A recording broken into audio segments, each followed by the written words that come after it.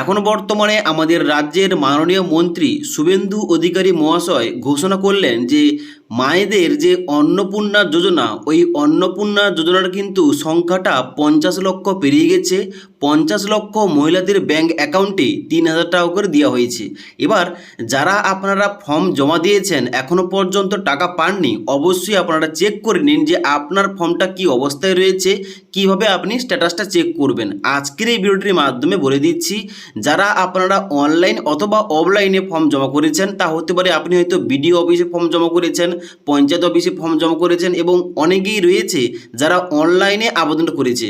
এবার এখানে যে কোনো উপায়ে আবেদন করে থাকলে কিভাবে এখানে স্ট্যাটাস চেক করতে হবে, আপনার ফর্মটা কি অবস্থায় রয়েছে, আপনার টাকা ঢুকেছে কি না, এবং তার সঙ্গে সঙ্গে এখানে আপনার ফর্মটা পেন্ডিং হয়েছে নাকি আপনার ফর্মটা রিজেক্ট হয়ে গেছে, ক্যান্সেল হয়ে গেছে, ওইটা কিভাবে চেক করবেন।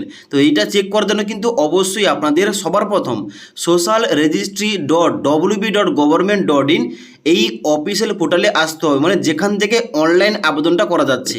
এই পোর্টালে আসার পর কি করবেন, এই পোর্টালে আসার পর নিচের দিকে আসতে হবে। নিচের দিকে আসার পর একটা অপশন দেওয়া রয়েছে সিটিজেন অথবা ফ্যামিলি লগ ইন।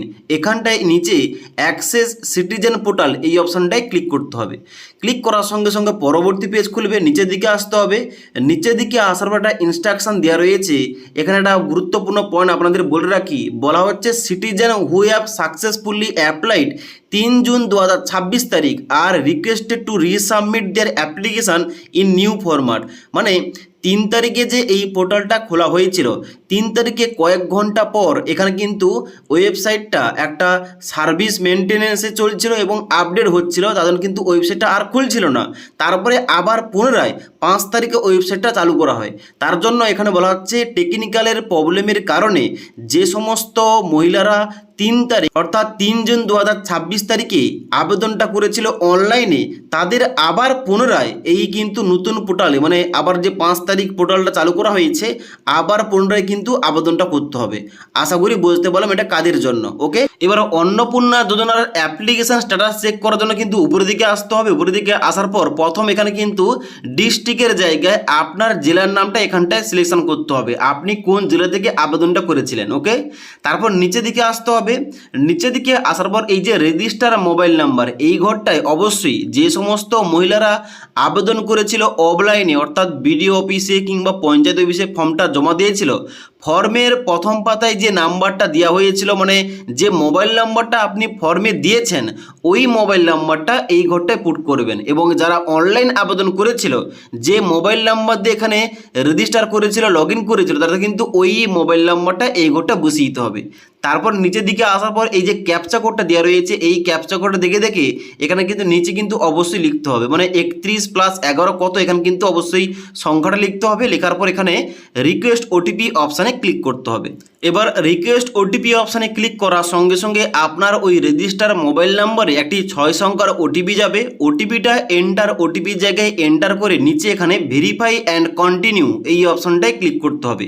এবার ভেরিফাই অ্যান্ড কন্টিনিউ অপশানে ক্লিক করার সঙ্গে সঙ্গে যদি আপনাদের এইভাবে দেখায় যে এখানে ফর্মটা সাবমিট হয়ে গেছে, এখানে কিন্তু সাকসেস দেখাচ্ছে, তাহলে বুঝবেন আপনারা কিন্তু ফর্মটা এন্ট্রি হয়ে গেছে এবং এখানে কিন্তু অবশ্যই আপনি কয়েকদিনের মধ্যে টাকাটা পেয়ে যাবেন। কিন্তু যদি আপনাদের ওটিপিটা সাবমিট করার সঙ্গে সঙ্গে এইভাবে নতুন একটা ফর্ম খুলে যাচ্ছে, তাহলে বুঝবেন আপনারা কিন্তু ফর্মটা এখনো পর্যন্ত অনলাইনে এন্ট্রি হয়। কারণ অনলাইনে এন্ট্রি হওয়ার পর কিন্তু এইরকম দেখাবে না। অনলাইনে এন্ট্রি হওয়ার পর এখানে কিন্তু দেখাবে যে আপনার ফর্মটা সাবমিট হয়েছে।